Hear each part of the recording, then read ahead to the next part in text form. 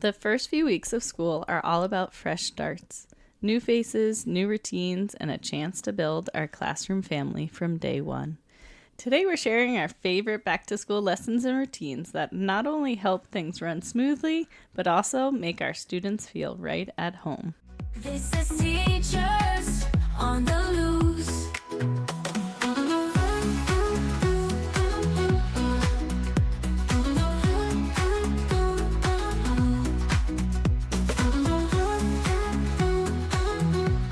Hi everyone, welcome to Teachers on the Loose, the podcast where we turn teacher tales into belly laughs and life lessons. I'm Kelsey. I'm Kristen. I'm Celeste. And I'm Allison. The first few weeks of school are a mix of excitement, nerves, and just a little bit of chaos. Because let's be honest, nobody remembers the routines, not even us.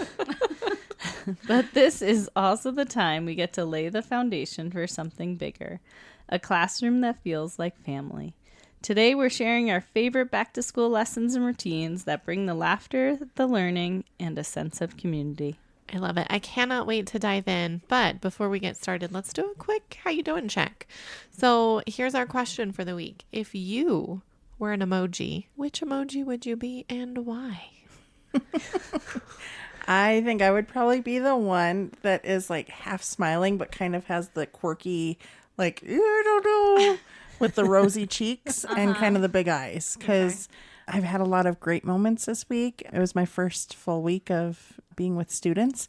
And I think, but there were a lot of moments where I was learning new things, being at a new school, and of course, learning all my new students. So it was kind of that emoji of like, ooh, I think I'm on the right track, but this is all new. I think I'm the one where the hands are up, questioning, kind of like you, Allison. Like, I don't know.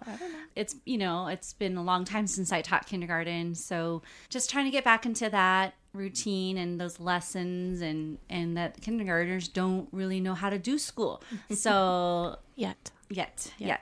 So that's kind of where I'm at. But I think I could probably put one hand down and kind of do a thumbs up. Like, one up, one thumbs up. I think I'm getting better. There you go. I think I'd be like the one where it's like a smiley face, but it has a little bead of sweat dropping. Like the, phew, okay, we're getting there. I spent the first 2 weeks really sick, and I'm like trying to do all the things with like getting my son started in school and trying to figure everything out. And it's like, okay, we're doing okay. We're going to keep smiling, and it's okay. We'll just keep fight the sweat away. That sweat wasn't really like sweat of nerves. It was you breaking your fever. Yeah, exactly.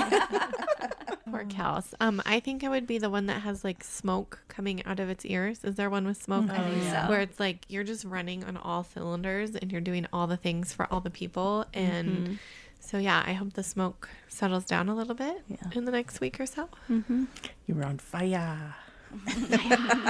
All right. Well, it sounds like we're all just getting our feet wet and getting started with the school year. So what are some of the things that we do, like that are our go-to routines that we do first thing that we teach every single year? What are some things that we do? I remember when I was in the classroom, I would always spend time on that first day of school teaching them how to come into the classroom. All you non-teacher people might be thinking, wait, what? You have to teach them how to come in? No, you have to teach them how to come in. Where do you hang up your backpack? Where do you put your water bottle? Where do you sit down?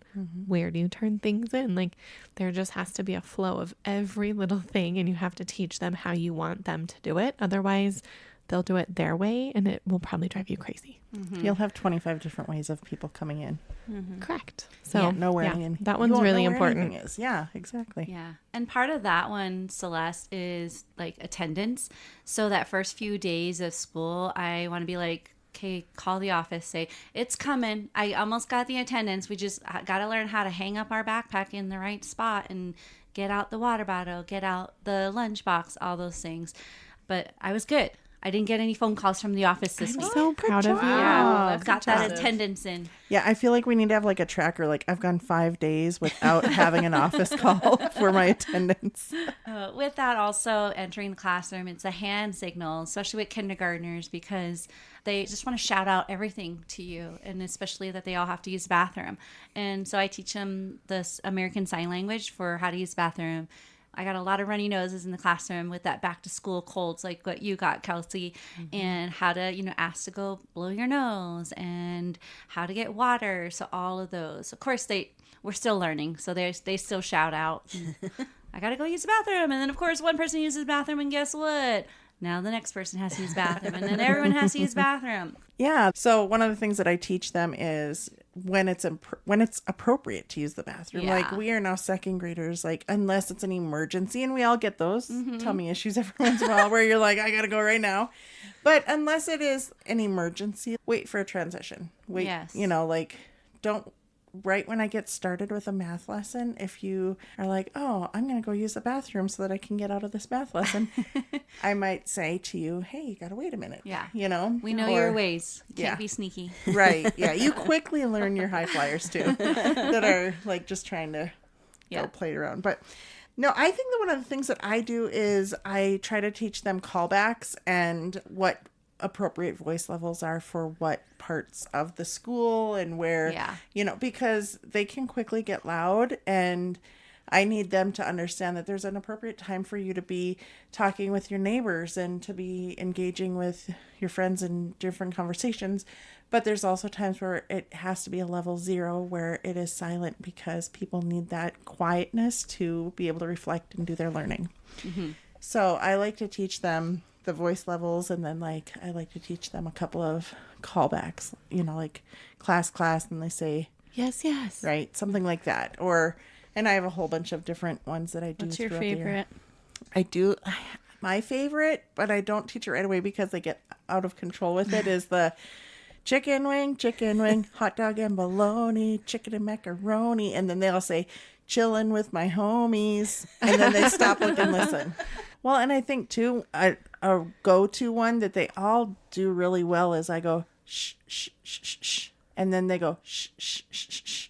And then they get really quiet because they're all like shushing each other, right? And so, I don't know. That I'll one try works that one. well, but, Yeah. and you don't have to think hard about it. I like that. Good stuff. How about you, Kels? I think it kind of goes along with what you guys were all sharing, but whole body listening, and what does it look like to really be fully attending and listening to directions, right? Like, what should your body be doing? What should your eyes, your ears, right? And so I think that's just an important one because there's so many directions and things that they need to hear, and you got to be fully attending to take it all in. You're right, Kelsey. And that common language throughout the whole building for whole body listening is so important. So I know a lot of us use books at the beginning of the year to launch rules and procedures and back to school themes. So is there a specific book that you always return to? And what's the core message behind it that you're hoping the students get out of it? I haven't done it yet this year, but I love this book, and it's titled The Book That Eats People. And Wait, I'm scared. I know. I even turned down the lights, try to read it in a scary voice. But anyways, this is a really good book to kind of get kids excited about reading because, books, you just go on a mini adventure. So I try to make it kind of fun and scary a little bit because, that's weird, a book that eats people. But one of the little girl that gets eaten, she has painted pink toenails. So I always paint my toenails pink. And I'm always like, oh, I have pink toenails. Oh my gosh. That's so cute. And then the end of the book, I don't know what the last few lines are, but when I am done reading it, I slam it shut and they all jump and get so scared. And I love it. And I just laugh so hard. So it's my little gift to myself, that little terror that they have. She likes to scare her children. Okay. Okay, I feel bad for these Just kidding. kindergartners now. But they love it. They always are like, oh, can you read that again? But, it's all about getting them excited about reading because books are fun. They won't really eat you. Yeah. And I think the first week of school, the kids come in and they're kind of what's going to happen? They're a little bit more shy and timid. And so one of the books that we use this year, and this is I'm at a new school and I have different teammates and I have different people that I'm working with. And so this was actually my first year doing this. So this isn't a tradition of mine. I did it for the first time this year. But all of a sudden I was teaching random math lesson. Not random, it was part of our curriculum. I was teaching a purposeful math lesson, and the building secretary came in and said that there was a package delivered and it said top secret on it. And so she was like, I don't know, this just came in. I got it and I showed the students and I was like, it feels like there might be a book in here. Should we open this up? And they're like, yeah, let's close the door first though, so nobody else knows. Right? Top secret. Because it was top secret. And I don't even know if I should be talking about it right now because it was a top Safe place. secret book. But Yeah. what happens in this All podcast? 6 of our listeners won't say a thing, I promise. What happens in this podcast stays in this Yes, podcast. that's right. We opened up, and do you know that book shared the #1 teacher secret that we have? Oh, what is it? And it was that we get to pick our students to be in our classroom. And that we make sure that we have smart students in science, that we have smart students with heart smarts that are kind and kind to each other, that we have students that are math smart, that we have students that are smart with using their hands to build things, that we have students that are, and it talks about all of the different things that we were looking for to create the perfect classroom. And then, so we read it and I was like, great, now they just told you the secret. And then I said, darn it. And so then I said, but let's talk about why you were chosen for my classroom. And it got them talking about like their strengths and like who they are. And they were like, I think I was chosen because I'm really kind and I'm a heart smart kid. Or I think I was chosen because I'm really good at math and I can help kids who need help with math. And it really opened up them talking about it. So Until they're out on the playground and one kid is like, wait, but I wasn't chosen to be in Mrs. Larson's class. okay, here's the secret. How does that go? Here's the secret. All of the second grade teachers read that same book. Good job. Good job. Every single second grade phew. student heard that book, Good and job. they know that they were chosen to be in their teacher's class. Oh, that's sweet. So, I love yeah. that. Celeste, how about you? Well, there's a book that I love to read called You're Finally Here. And it's this really impatient rabbit who has been waiting and waiting and waiting. And so I always read it as if I'm the rabbit and I have been waiting and waiting and waiting for my students to come all summer long. And it talks about how you have to be patient and how waiting can be boring, but like how exciting that they're finally here. Aww. So it's a Love cute that. one to read. Love that. I've always read the book Chrysanthemum, and it's just a cute story about like we all have our own unique qualities that we bring and how to be accepting and create friendships together. And I just love the message of that and building your classroom community together with your students. And that we shouldn't wrinkle people's hearts. That's right. And then you make a heart and wrinkle it, and then they put Band-Aids on it and sign their name on it, and it's really cute. How many letters does Chrysanthemum have in her name? 13. Can you spell it without looking? CHRYSANTANTHEMUM. Ooh, that was good. Celeste. Good job. Before you speak, think and be smart. It's hard to heal a wrinkled heart. Oh, Yeah, I love that it. one. I love a good story. I do too. All right, guys. So thinking back to your early years of teaching, we've all been teaching for a few years now. What's a back to school strategy or routine you use now? Kelsey? I think the importance of proactive, positive parent communication is so important, and getting to know the parents and partnering with them. They're sending their sweet kids to your room all day, and they don't get to be in the room to see what's going on or know how their kid's truly doing. So making those positive phone calls or sending a picture home, the parents get to be involved and feel connected. I think it's really important. I think back to my first few years of teaching and how I managed behavior, and I cringe a little bit because, you know, that was 20 years ago, and that's when we used behavior charts, and you would have kids clip up and clip down, and that's just what everybody was doing. And so that's what I used in my classroom. And so I think one thing that stands out to me is having a system in place that manages behavior in a less public way, and how like we all have to have something in place to manage it, but it needs to be private and customized and personalized for students that will help them be the best them they can be. Yeah, I agree. To piggyback kind of off of everybody, at the beginning of my career, I was like, this is my classroom, this is my students, they're coming in. And I, like, over the years, I wish I would have known sooner to, like, stop. This is their classroom. This is their learning environment. Get to know them. And now I like send out that beginning of the year survey. I get to know them and I incorporate them in all of my things that I'm doing. So if we're learning about subjects and predicates, I can say Sally had dance this afternoon because I know that Sally takes dance in the afternoons. If they feel like they've been heard and seen, then they are more apt to be invested in their learning. I love that, Allison. So important. So we've all had those moments where we try something new and it just clicks. It's like that beautiful moment, right?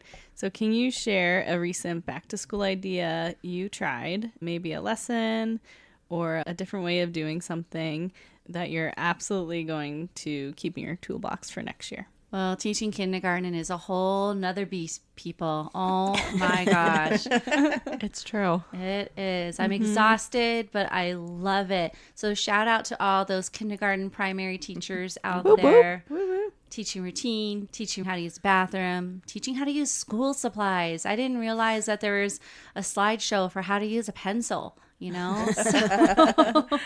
So I've been doing a whole bunch of teaching of those types of routines, crayons, markers, dry erase board. I came in when you were doing glue sticks. Yeah. That was fun.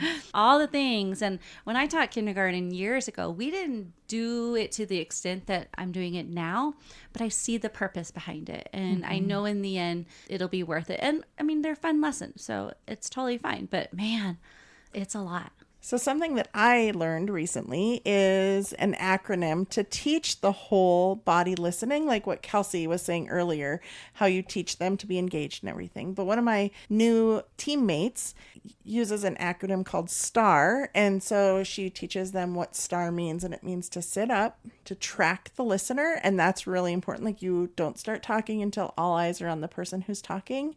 Ask questions. And that's really important for curiosity and engagement. And so the A stands for asking questions in your head. And I teach them what a thought bubble is and like how we don't have to shout out all of our questions, that we can raise our hand or make a sign for I have a connection. And then the R stands for respect. So you're listening respectfully. That means your hands are to yourself. You're not messing with your neighbors. So to take that whole body listening and to turn it into an acronym that they can kind of visualize, and we practice it and practice it and practice it, that really helped them do the whole body listening.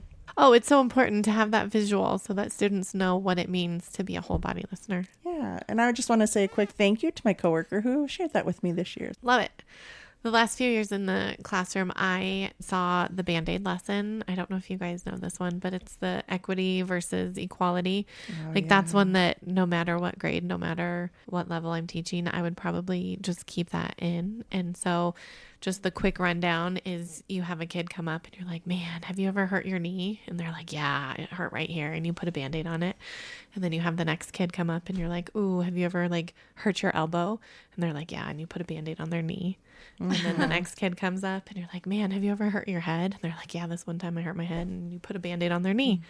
And I gave everybody the exact same thing, but it wasn't what the kid needed. And so it just leads to this beautiful discussion of I will give everyone what they need in the classroom, but it might look different dependent on you and what you need in that moment. I love that, Celeste. That's such a good message. This year I have second grade lunch and recess duty. Hey, guess what? I have second grade lunch duty too. Oh, how We're twinsies. fun. I love that. And I teach second grade. Wait, so the only one left out right now is One of these things is not like Sometimes they act like kindergartners. My first graders from last year are now second graders. There you go. There you go. Okay, There we go. You're included.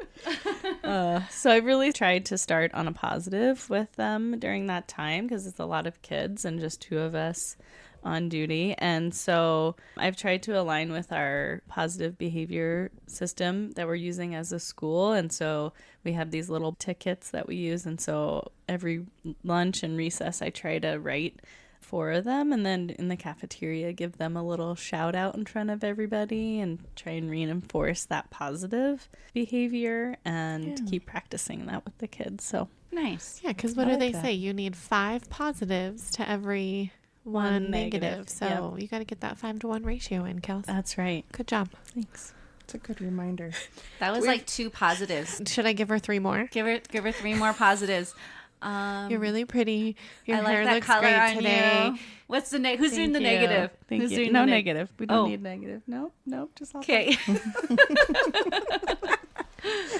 All right, so we talk a lot about the first day, but I feel like there's so much that goes on before the students even arrive, and it's like the unseen prep. So think back to before your kids came. What was something that you had to do before they got there to help you make sure everything was running smoothly?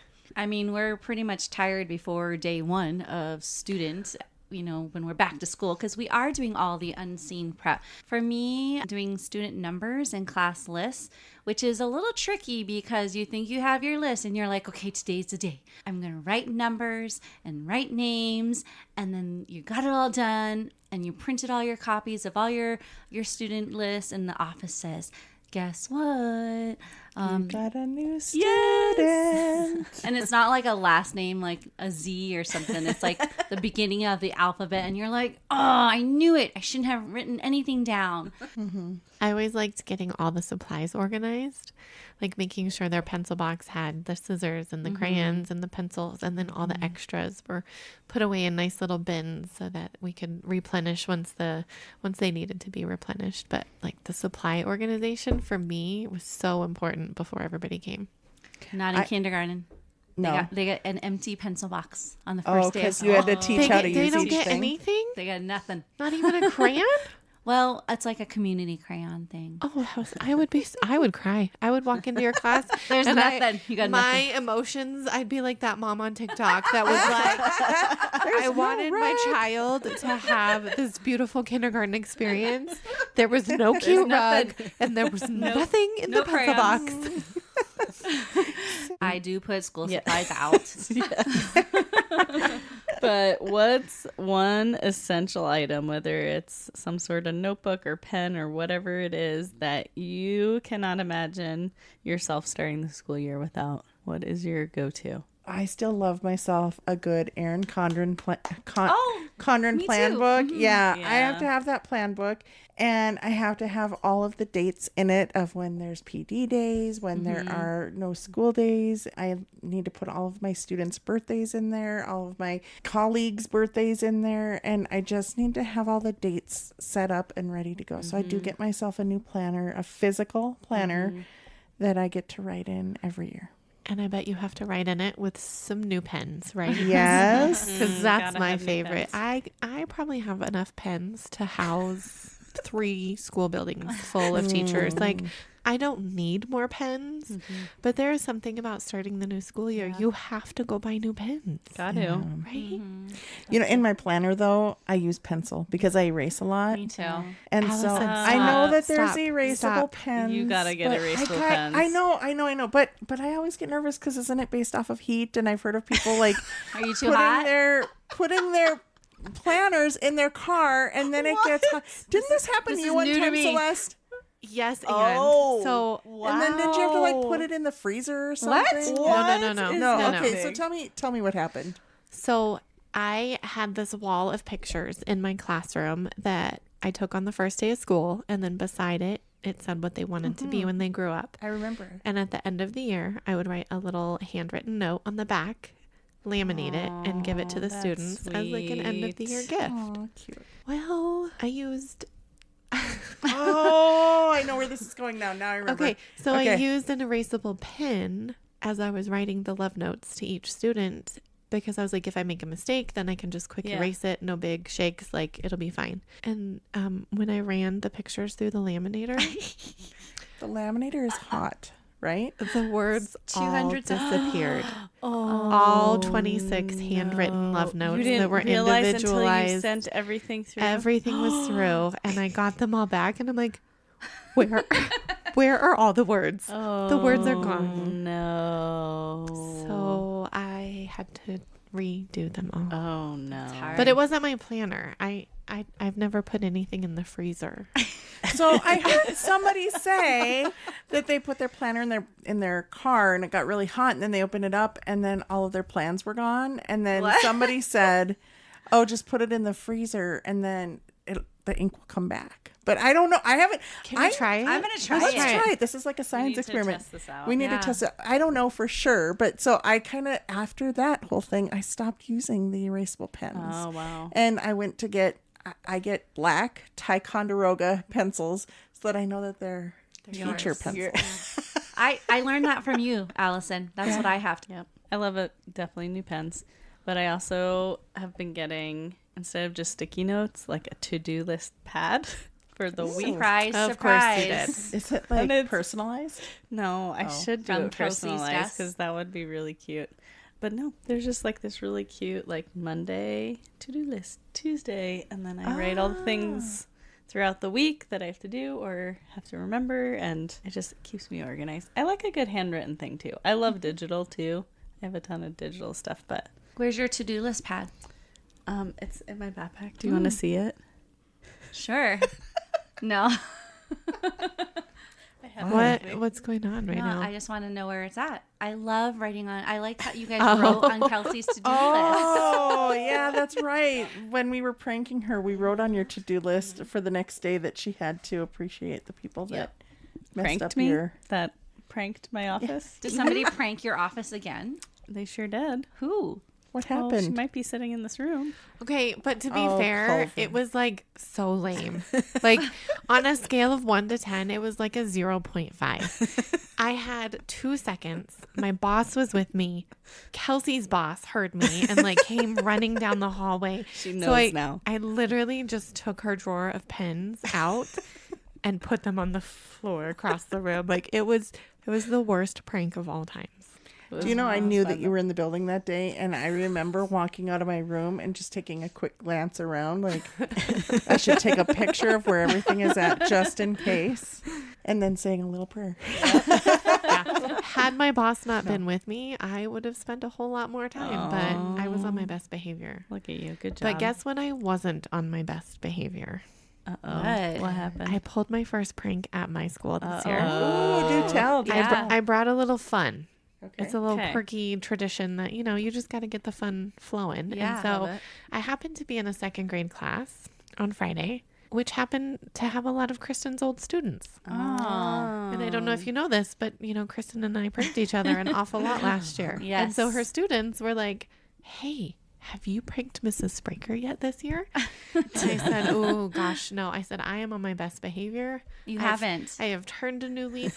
I am not pranking people anymore. Yeah. And they were They like, didn't like that, I huh? don't think so. Well, they were really disappointed. And one of them, she started to cry. A Really? little. There were tears. Oh, and she was wow. like, but when are you going to prank my teacher? Oh. And I said, what time do you go to recess?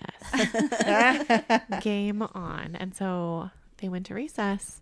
And it just so happens that I had an abundance of little mini flamingos in my office. Wait, that's because you got Just pranked. so happens like they just randomly appeared in Well, your no, office. somebody pranked me with Oh, okay, filling. They flocked my office, and so what a great time to flock someone else. So I flocked their classroom, and there was over 100 of these little mini flamingos, and I didn't have enough to do all of them, so I counted, and I put out 70 flamingos Oh my all gosh. across the Oh classroom. my goodness. And then put the sign on the door and closed the door, and it said, "You've been flocked."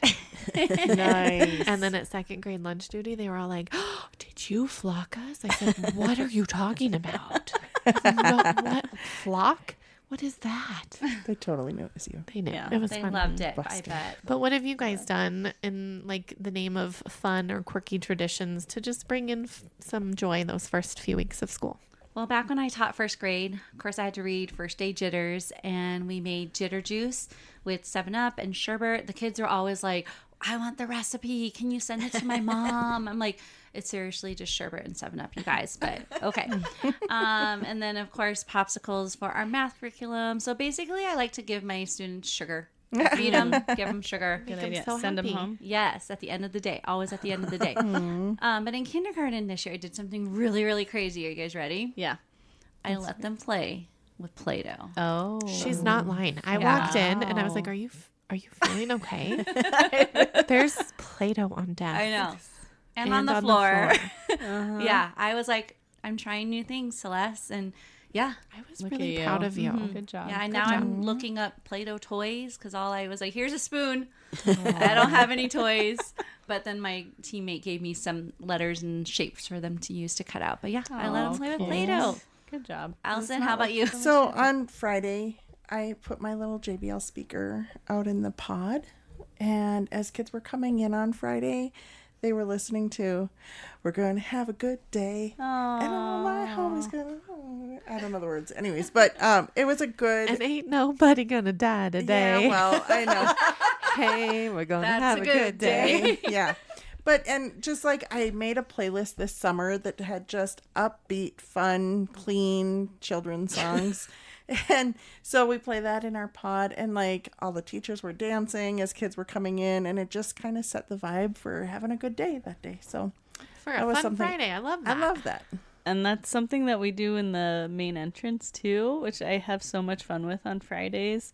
We have like a little pom-pom entrance, and this year we added like a golden sparkly carpet that they walk on. Yes. That's amazing. It's so cute. awesome. So it's just like a fun way to set a positive tone for the day, and I love doing it.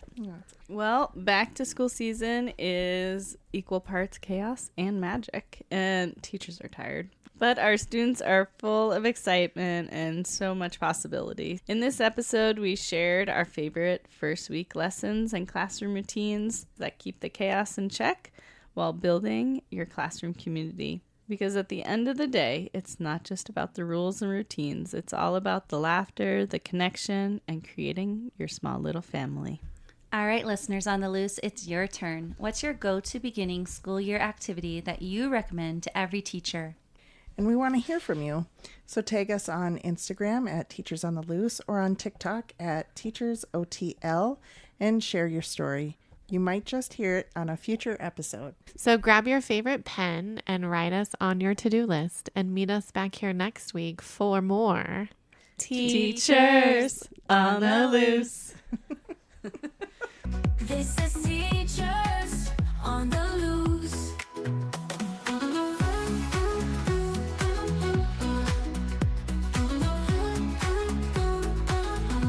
That's right. It's all going to be okay because they're little and they don't know that you messed up. So just be a really good actor and be like, totally meant to do that.